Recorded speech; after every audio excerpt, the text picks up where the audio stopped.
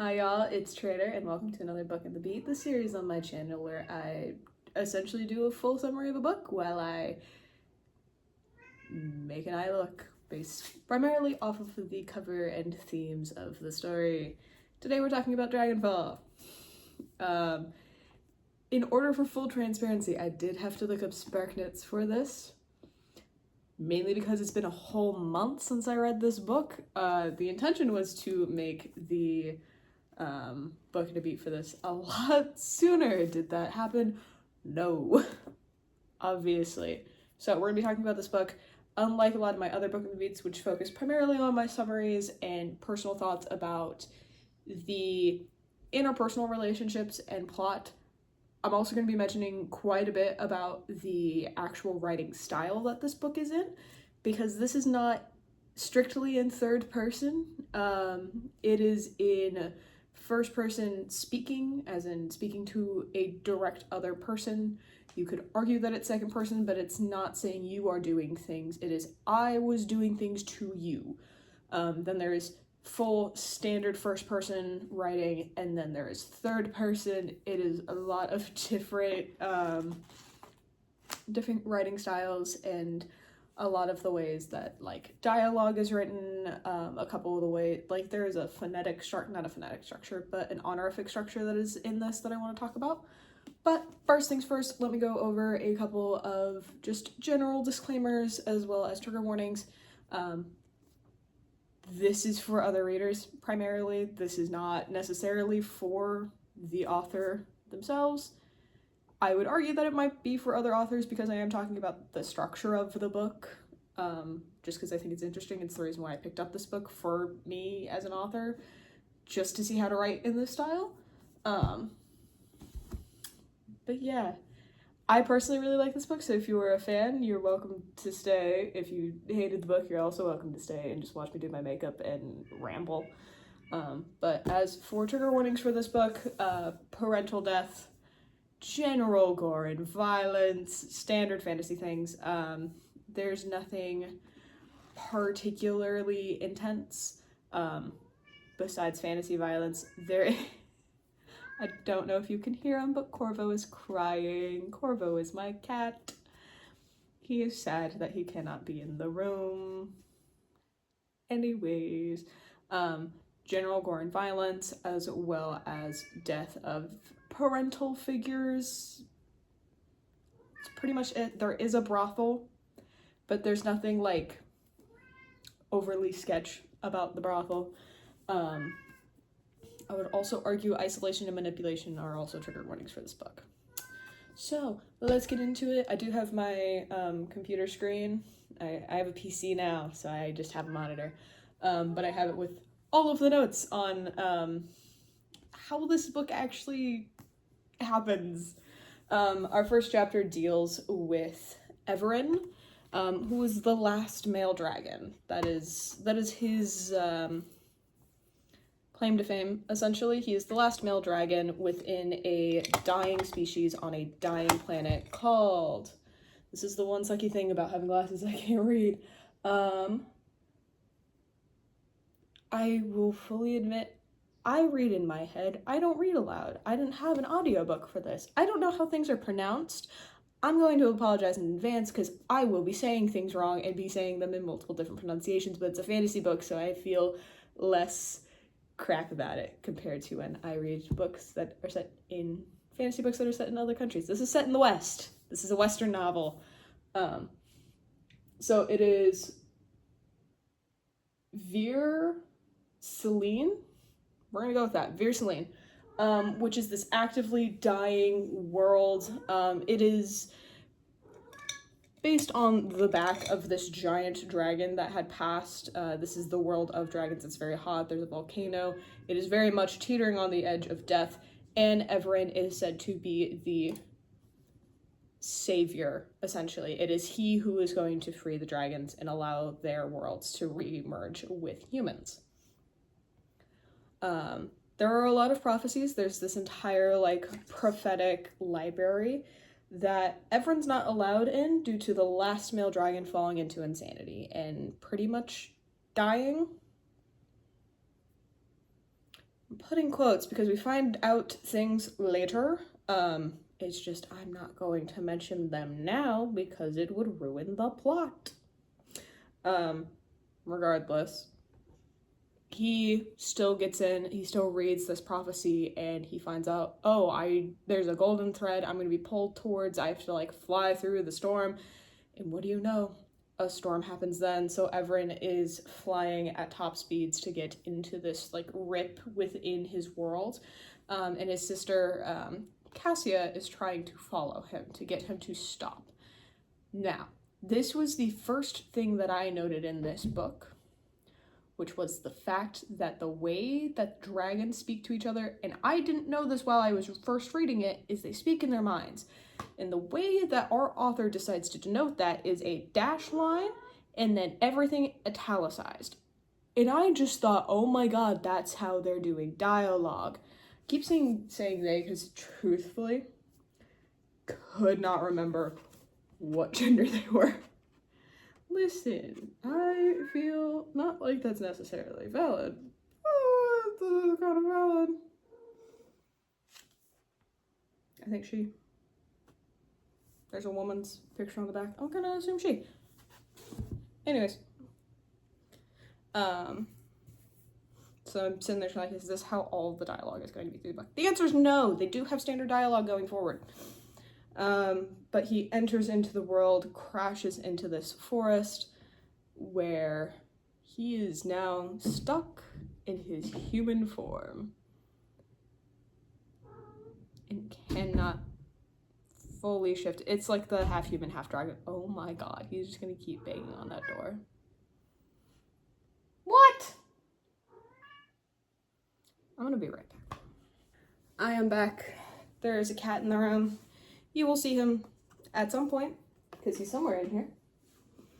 So he falls onto Earth. He is in this half human, half dragon state.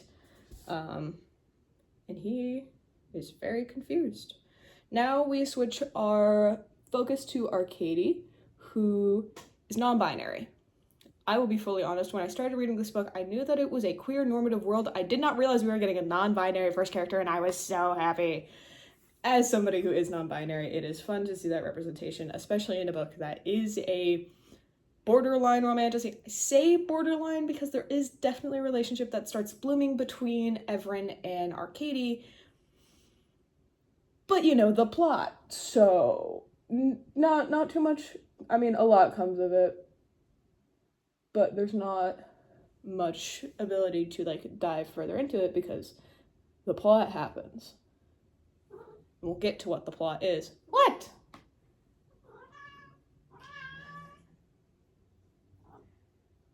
Hi, do you want to be here? You just want the door open. My cats are weird. Okay, so we are introduced to Arcady, who is actively trying to sneak into the temple of a bunch of dead people. These specific dead people are supposed to be the worst of the worst, like genuine murderers, people who caused absolute calamities to their world, including the Plaguebringer, who we find out very quickly is actually their grandfather. And they are convinced that he didn't do anything wrong. But their mother and their grandfather put together this spell that allows for people to essentially brand a new name onto a seal. And seals are essentially what mark people. It is what people have their names on, and it is also the source of their magic. There are multiple schools of magic, and each one is tied to one of the different dragons. Arcady, for example, is tied to the shape-shifting one, whose name I cannot remember off the top of my head. Frankly, the types of magic aren't pretty important because they get brought up a lot, but the dragons themselves that they are tied to, not really. That being said, in this world, dragons are revered to be gods, essentially. That is what they are to the human race. They are unaware truly of what happened to the dragons because they do know that they existed from their textbooks. However, they have left and have become deities of sorts. Truth is, we find out later on that dragons and humans used to bond quite frequently. That used to be pretty much the thing that happened, and humans, being humans, are just bad. So they stole the magic from the dragons and cast them into Vericel. But we have Arcady in this tomb, and they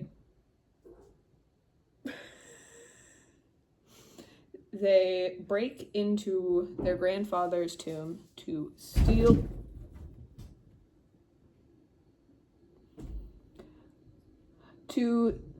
his seal, so that they can start a new life by engraving a new name on there. So they start saying this spell, gets very dark and gloomy, and essentially this small storm erupts within this cave.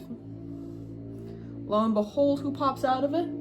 Everin. Granted, Arcady doesn't see, because it's dark, and Arcadia, can't see in the dark, because, they're human. With magical abilities, yes, but cannot see in the dark. I currently have a cat on my windowsill. I'm very worried this phone is gonna fall at some point because he's not gonna be... Yeah, the phone fell. So we get Arcady looking around, being a little confused, and Everin just seeing this human who has just brought him here, to some degree. Now, Arcady leaves. They return back to their home, the Lock and Key, which is this abandoned locksmith place. As we learn, Arcady's grandfather was considered the plague bringer, and he brought the struck plague, which is when people get very, very ill, and when they survive, if they use too much magic, they become struck, or the strucklings, I think are what they called. And it's essentially like a zombie type situation where they are incredibly violent. They need to feed off of humans usually. So we learn that is the case. So there's been 2 waves, and a lot of society is still recouping from it. So the nobility of that time, the Drakes, who are most closely tied to the dragon dragon gods essentially, fell onto really hard times, and now there are plenty of abandoned buildings to, take advantage of.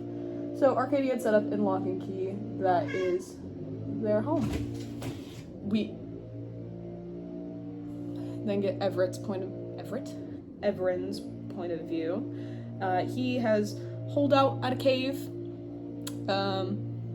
in the forest. He chills out there for a while before re-entering the city to realize, because, he needs food. Like, he can hunt, but he still needs food. So he becomes a dock worker, and that's where we start seeing Everin just kind of be human. This is where we see most of his disdain towards humankind. He does not like the humans in the slightest, particularly because humans, as I mentioned before, are the ones who banished the dragons to Vericel.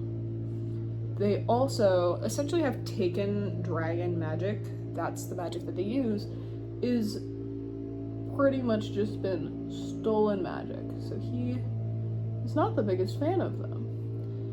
But he does well. He gets the money that he needs. And one of his buddies takes him to a brothel. This is where we then get an introduction to a little bit more of the world itself and the way that the honorific system is worked, as well as a couple more informational details. For example, people upon meeting new people will sign in trade, which is their use of sign language, which is prevalent used consistently. One of the other secondary characters only talks inside. It makes me so happy. And what is common for people to do is, not common, but expected for people to do, is to sign what pronouns that they use. Which is, you know, super nice that is a common, like, right off the rip, you're introducing, hi, my name is blank, my pronouns are blank, and it is so common. What are you chewing on? Okay. It's like a zipper bag. So, we get that introduction, as well as when speaking about people of a higher class, they are referred to primarily in the third person. They are called they, essentially. Because you don't know it, but it's they with a capital T. And this was a huge issue when I was reading to begin with, because this was not explained to us, because we were not told that capitalizing somebody's name is not name, but pronoun is essentially the way in which you show respect. And I'm gonna pause real quick. But speaking in, like, capitalized is how people denote class. Arcady specifically only reveres priests in that way, not nobility, which is uncommon. So, I didn't bring the black over as far on one side as I did the other. But we get all those tellings. Once we get this information, Arcadia is actively getting their new setting set into their skin. That is, not all settings are worn on necklaces, some settings are worn, not all seals are worn, its settings are on the neck, some of them are placed directly into the skin. And this, you know, freaks everyone out because guess what? Their bodies are tied together. So anything that Arcady does to themselves, Everett will also feel. They essentially mirror each other's injuries. So Everett bursts out into his half-dragon form and scares the crap out of this brothel woman. That's what I'm gonna call her, because I feel like if I use any other word, I'm gonna get in trouble. So we get that, and then he takes off into the sky to essentially go and figure this out. At some point during this, we are introduced to the character Soren. Soren is... I picked the worst time to film! I'm gonna push through. Anyways, Soren is a secondary character that we don't see a ton of within the first two parts of the book. However, as we get into that third and final chapter, we end up getting a lot of her. Yes, a lot of her. So I'm going to very quickly explain. Anyways, she is essentially a trained assassin of the church. She has a handler named Magnus, and we find out a lot more about Magnus later. But she's essentially been sent to kill somebody, and she does. She essentially does it by putting them to sleep.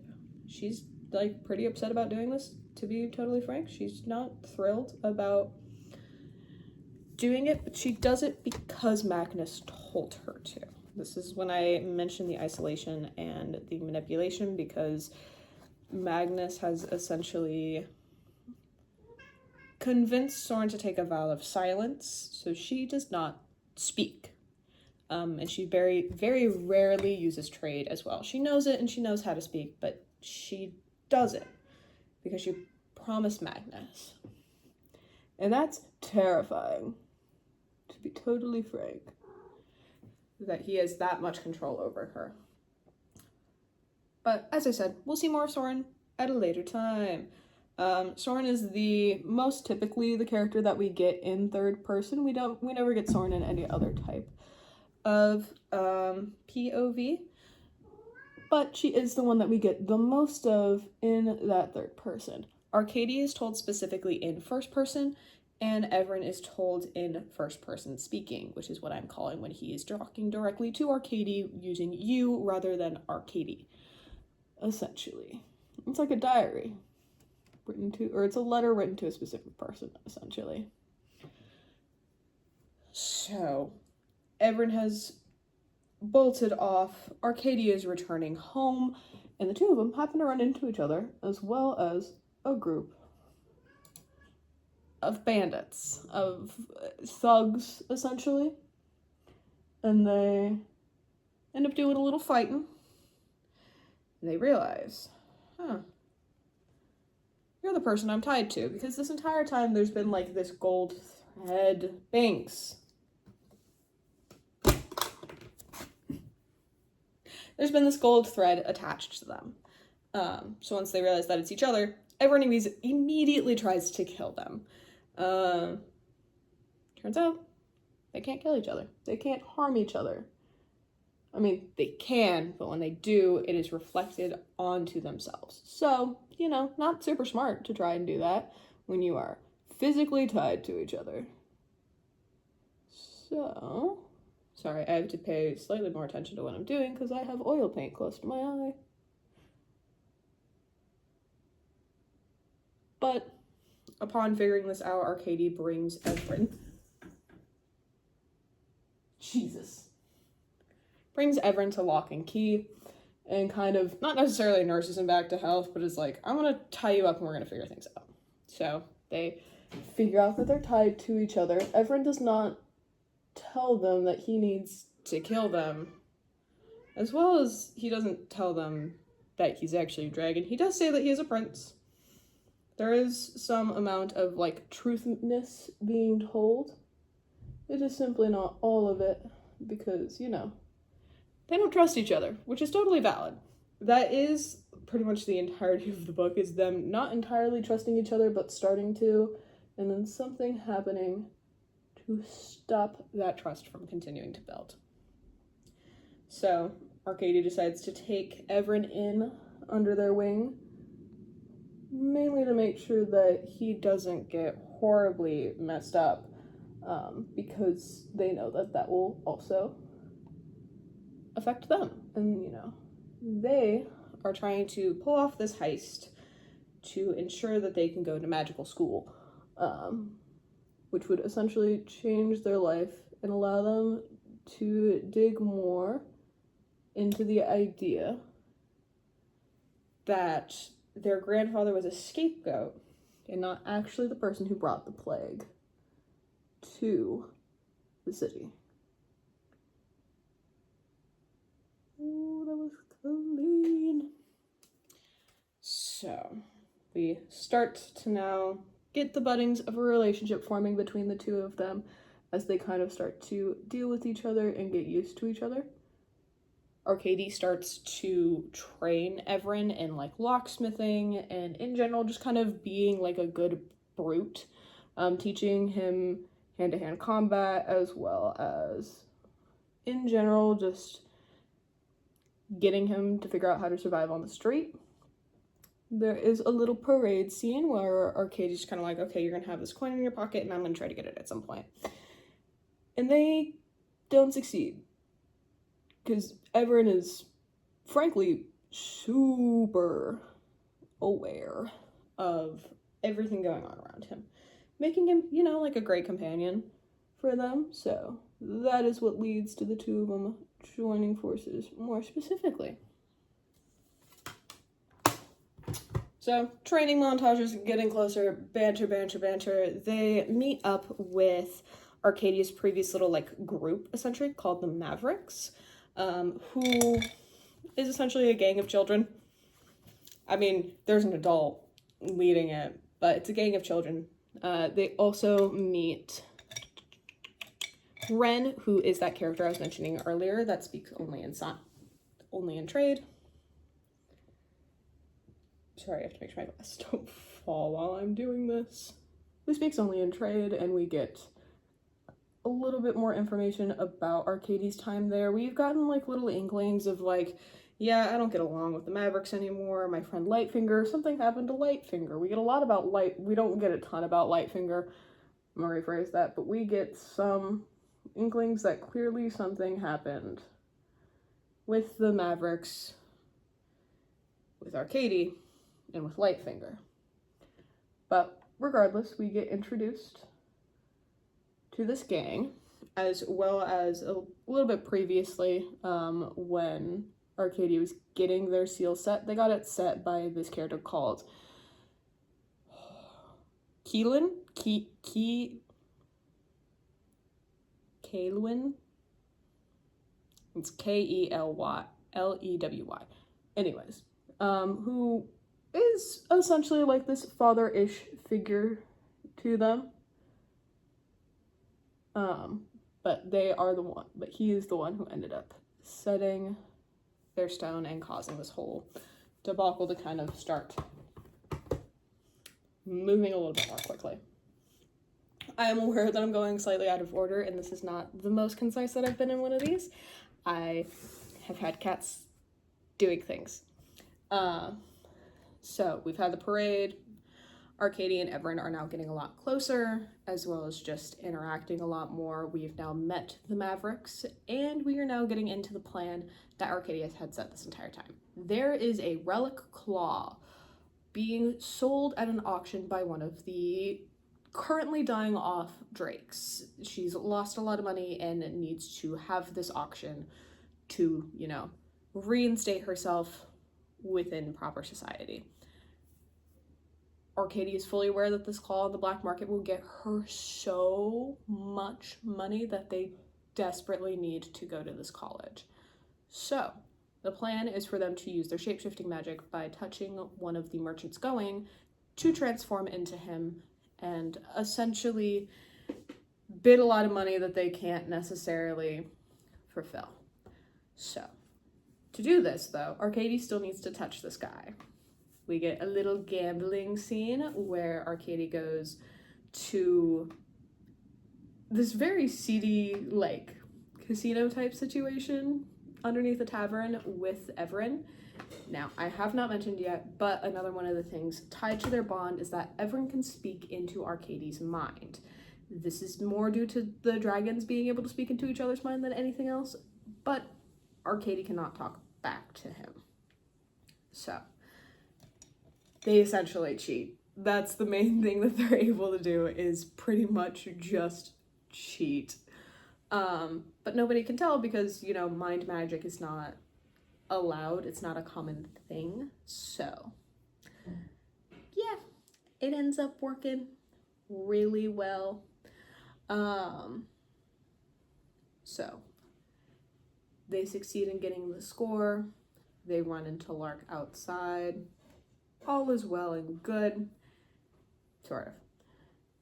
Throughout this entire time, Everin and Arcadia kind of get into little spats. They don't entirely trust each other. There's a lot of character building between the two of them and growing their relationship, essentially. But, things get a little sketchy sometimes. Bonding's kind of difficult. All of these various things. During all of this happening, Soren ends up meeting the brothel worker with Magnus in tow, and we find out Magnus can use mind magic, which, as I just mentioned, is illegal. Magnus is a scary dude. He's also, low-key close to being a high priest. As you read the book, you really don't know how to feel about Magnus. Regardless, things start moving, the plan starts to get going a little bit more. They end up going to the Mavericks hideout for a night, kind of ironing out the details now that not only has Everin proved himself, but that Arcadia has now touched this merchant, whose name I think is Dwell. Can't entirely remember. A little bit of bonding through the psychic link. They have a conversation about gender, about Lightfinger, who we find out Lark kind of just let die. It would have taken a lot of money to save Lightfinger, so that's why Arcadia had left, and they had stolen a lot of stuff too, which is why the Mavericks weren't entirely keen on working with them again. So that all happens. We get a little bit more about Soren, who goes onto a ship to kill a man. Frankly, they just needed to steal a relic piece, but a whole conversation happens. It's actually really interesting. You see a lot more into Soren's like psyche, because this man is like, you can take me, you gotta take me with my ship though. And Soren accepts this. He accepts that he wants to be buried at sea and burns the ship down as well, which goes directly against Magnus, who told her to be discreet. Oh well, jumping back into Everett and Arcady, the two of them have to learn how to dance, because, you know, they're going to a fancy ball, an auction thing. It makes a lot more sense. This is when we start to get actual physical tension between the two characters, which is very nice, because we don't have a lot of it until now. There is tension and thoughts of physical tension, but this is when we actually get it. The two of them also can't physically touch each other without Arcady siphoning off magic from him. So they're wearing gloves. It's this whole big thing. They can't, like, kiss, but they do, and it's peak. Regardless, things are starting to get a little heated. Emotions are starting to kind of muddle things. Both of them are very confused about how they feel about each other, because A, Arcady doesn't get close to people, and B, Everett has to kill them. Has to form the bond and kill them. Not the time though, because they got a mission to go to. They go to the auction. They succeed in winning the bid on the claw. Their plan is to essentially give them fake jewels. They also have a backup fake claw with them that looks very convincing. Ren, the character that speaks only in trade, created it for them, and it's really convincing. So they're gonna just swap it out, take the real one, and run, essentially. And it starts going really, really well. And then it doesn't when a guard goes, these gems are fake. And things kind of get really bad really quickly. There's a fight that breaks out. There's a smoke bomb that gets thrown. And suddenly Everin and Arcady are flying, because Everin decides to reveal that he is a dragon now. Lots and lots of broken trust. Arcady is incredibly betrayed and terrified. Because, yeah, magic exists. Magical creatures don't. And things start to get really bad, because at this point, the bond has been sealed. The rift is opening. Dragons are coming. And the darkness that we've seen Soren and Magnus handle one other time during this, when essentially killing this thing of darkness with the relics of the past, these dragon pieces, are the only way to kill them. So as the rift opens up, this darkness and the dragons are coming out, and there's pretty much this full-fledged fight between the dragons and Marcus's eyes, which is essentially what he calls his Secret Service group. Soren is there, Arcady is there, and Everin is trying to close it. This is when we find out that the magic transference does go both ways, and he proceeds to suck all of the magic out of Arcady without even being near them. This results in them going completely starveling, because they were already struck, and pretty much almost killing Soren. Magnus is able to stop that, as well as revert Arcady into their normal form. And obviously Arcady is very betrayed by this again. Regardless, Everett is able to seal the dragons back, as well as him going with them. And we find out that Arcady gets some of the money from this. Lark had stolen a couple of things from their vaults at Lock and Key, including their old seal as insurance, essentially. Mind you, the deal with the Dragonfall went bad. They got ambushed. It's kind of why things started spiraling as much as they did. So Soren, despite feeling very conflicted about continuing to work with Magnus, continues to work with Magnus. And we find out that Everin has been imprisoned and is writing on the last little bit of paper this story. We also find out a little bit more about Magnus, who is a man. and a dragon. I don't think that I was aware when I started this book that it was a series. I think I found that out halfway through. So, thoughts and opinions. First of all, once again, Magnus is scary. In like the kind of manipulative, underground, you don't trust him but you don't know why kind of way. And it's so interesting to see him be this last male dragon that went insane. The characterization of Everin going from like very snooty, princely kind of vibes to like actually caring about Arcady and being very conflicted about his duty and his deep devotion to Arcady is so interesting. As well as Arcady is just kind of like very confused, like, I don't like that I'm falling for him, but I kind of am, and it's weird. It's weird, because I'm so focused on my own, like, goals and tasks.